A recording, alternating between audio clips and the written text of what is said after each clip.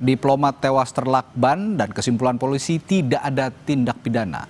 Lalu benarkah demikian? Kita akan bahas bersama Thomas Sunario, kriminolog dari Universitas Indonesia, dan juga Yusuf Warsim, komisioner dari Kompolnas. Selamat malam Bapak-Bapak. Selamat malam. Thomas, Pak Yusuf. Saya ke Pak Yusuf dulu.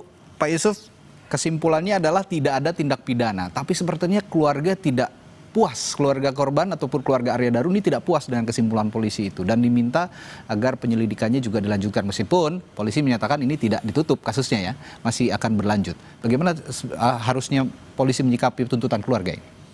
Baik, terima kasih. Pertama tentu Kompolnas sebagai pengawas eksternal kinerja kepolisian, kami juga tentu melakukan pemantauan bagaimana nantinya yang pasti sikap dan respon keluarga ini sangat penting. Karena Kompolnas sendiri sudah bertemu juga dengan pihak keluarga, dengan istri tentu apabila memang benar respon keluarga terhadap hasil penyelidikan yang sudah dirilis kemarin itu katakanlah belum puas, masih ada pertanyaan-pertanyaan, insya Allah kita akan ketemu kembali, memastikan kira-kira pada sisi mana yang masih perlu dipertanyakan.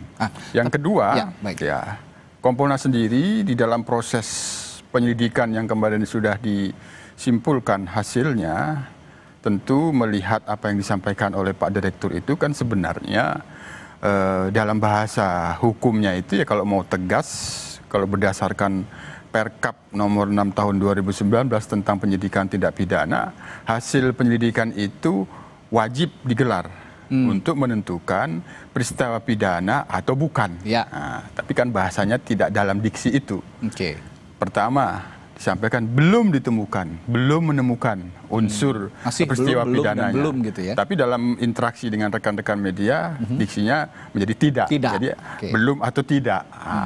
Baru kemudian ada catatan kita bahwa Pak Direktur membuka berbagai macam informasi-informasi nantinya apabila ada dari siapapun yang itu bisa dilakukan pendalaman. Itu sangat penting itu. Artinya bahwa kemarin itu sebenarnya merilis ya namanya penyelidikan itu apabila pun hasilnya tidak ditemukan peristiwa pidana atau lebih tegas lagi bukan peristiwa pidana, tapi penyelidikan itu bisa dibuka kembali ketika ada bukti baru.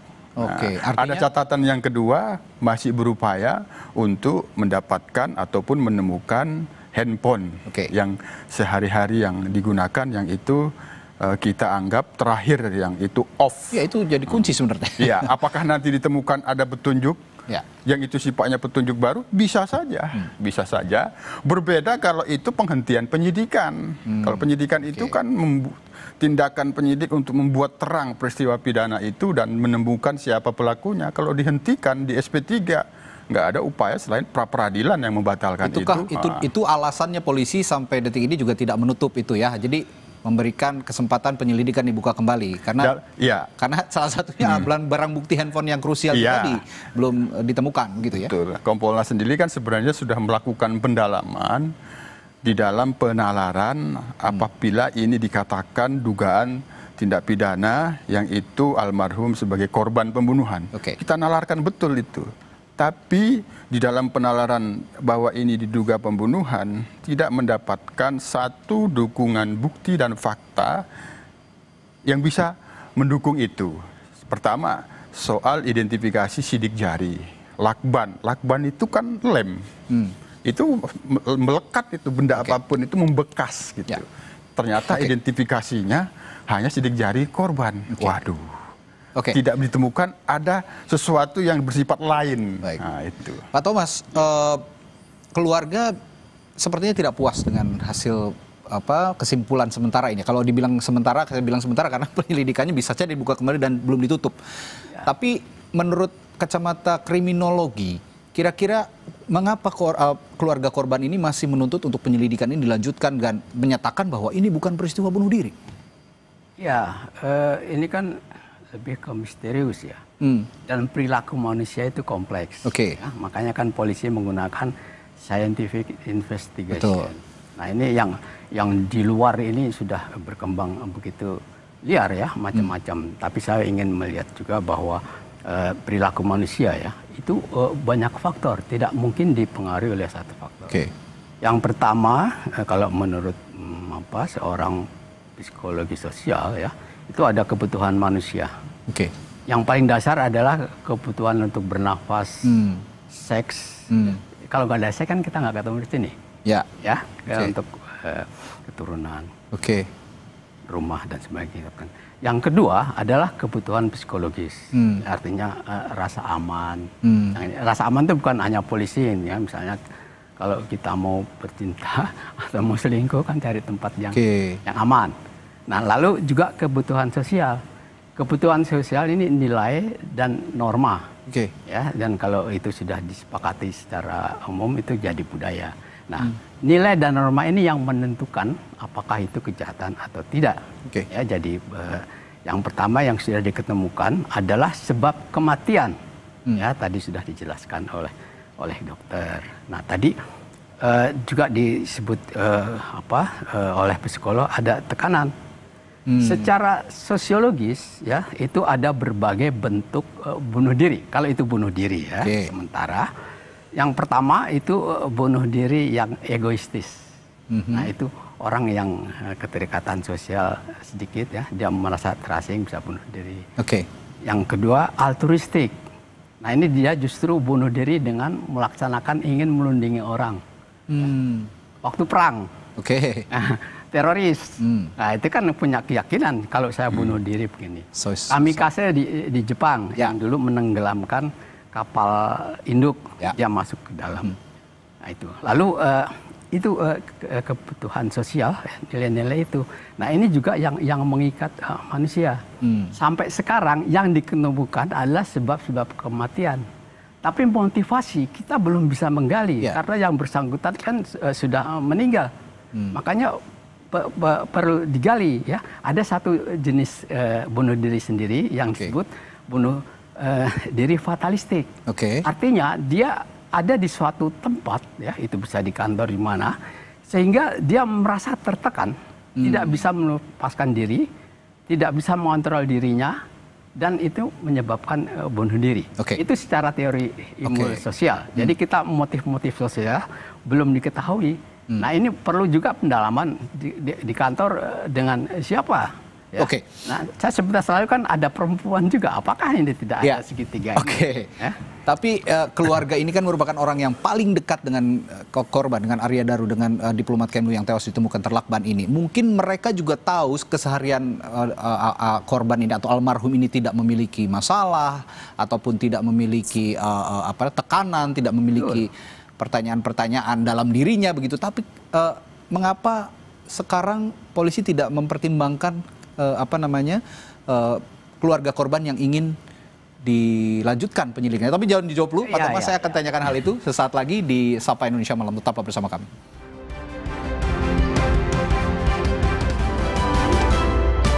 Membahas kesimpulan polisi terkait tewasnya diplomat muda yang terlakban di Indekos yang disimpulkan polisi tidak ada tindak pidana. Tadi saya bertanya ke Pak Thomas sebagai kriminolog bahwa keluarga sampai sini belum percaya begitu ya bahwa Arya Daru ini melakukan bunuh diri dan meminta polisi melanjutkan penyelidikan supaya benar-benar tahu apakah ini benar-benar motif bunuh diri atau tidak. Dan saya menduga, ini dugaan saya, nanti bisa dievaluasi lagi oleh Pak Thomas. Saya menduga keluarga ini kan punya hubungan yang dekat, punya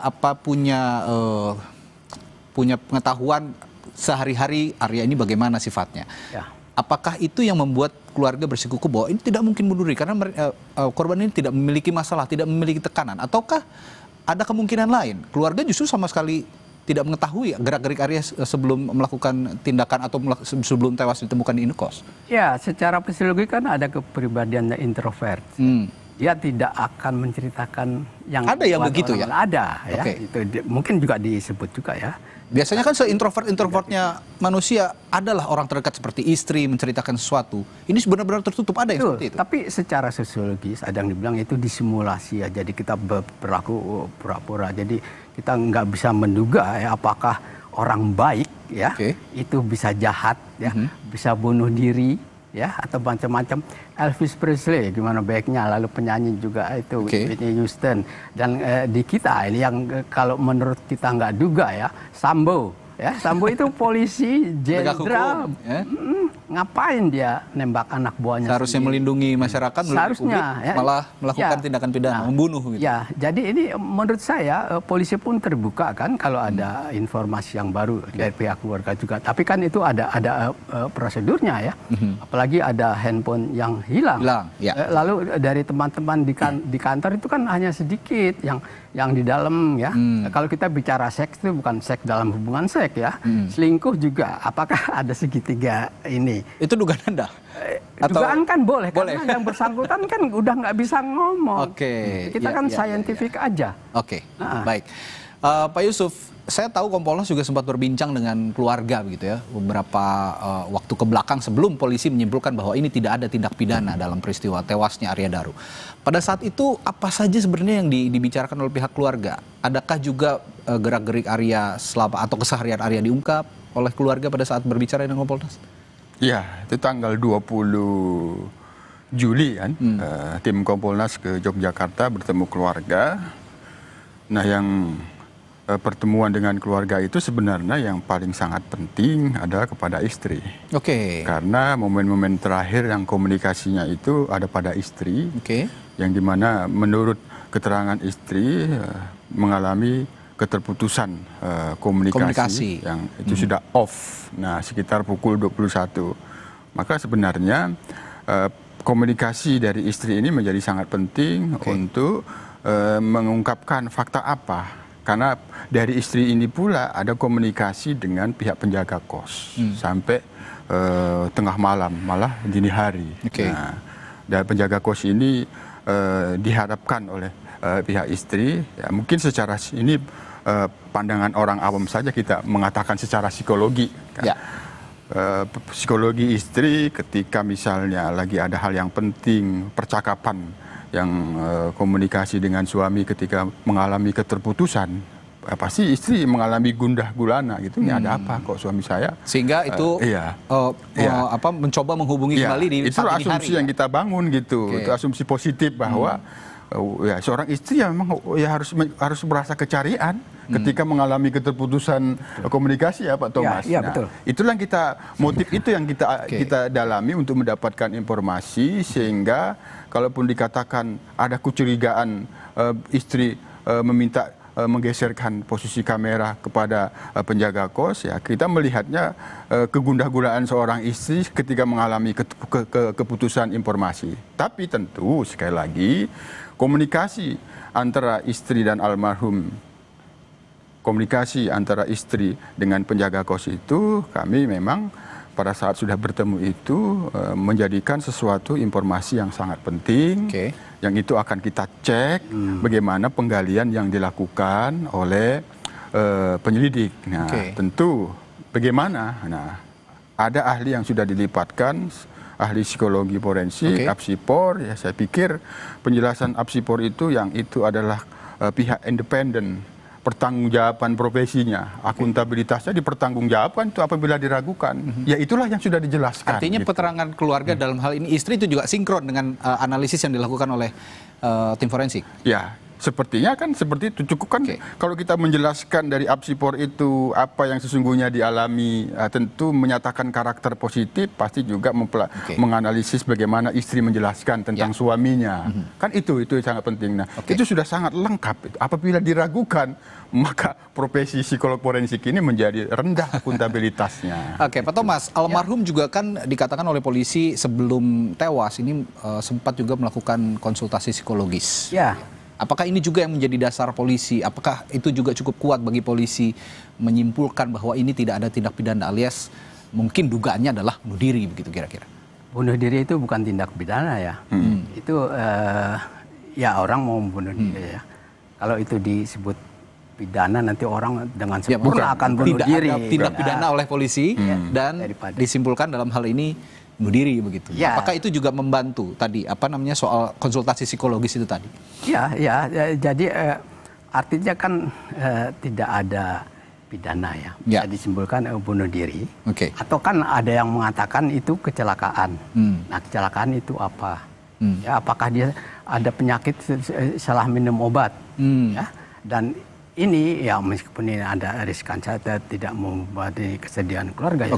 Tapi di dalam buku ya yang ditulis juga orang yang punya kelainan kejiwaan itu Marquis de Sade, orang Prancis bangsawan, dia menulis tentang ratusan kelainan seksual ya. Itu antara lain yang dia bisa menikmati ya kelainan seksual kalau dia napasnya berhenti.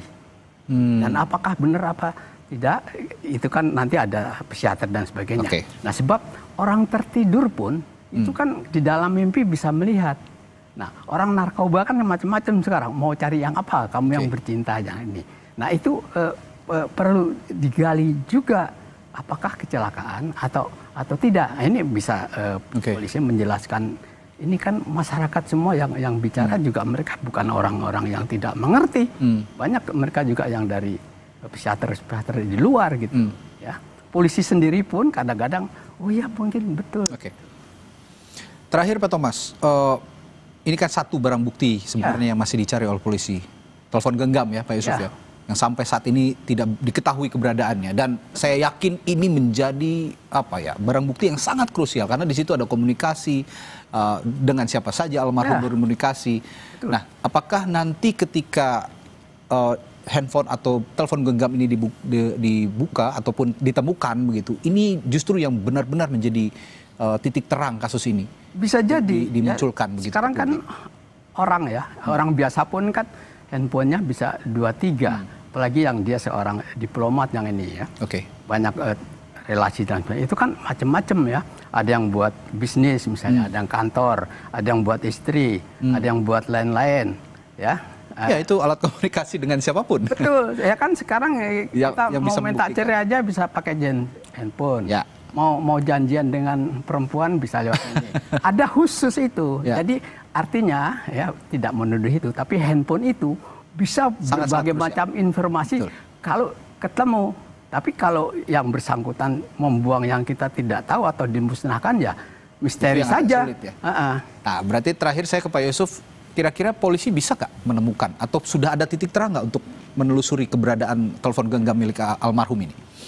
Ya, secara teori kalau kita jelaskan dari ahli cyber kemarin itu, ketika sudah off, sudah tidak bisa aja sinyal. Ya. Sulit sekali dilacak. Yang diketahui terakhir off itu di mana? Di GI katanya. Kecuali dia hidup, sinyalnya menyala kan begitu.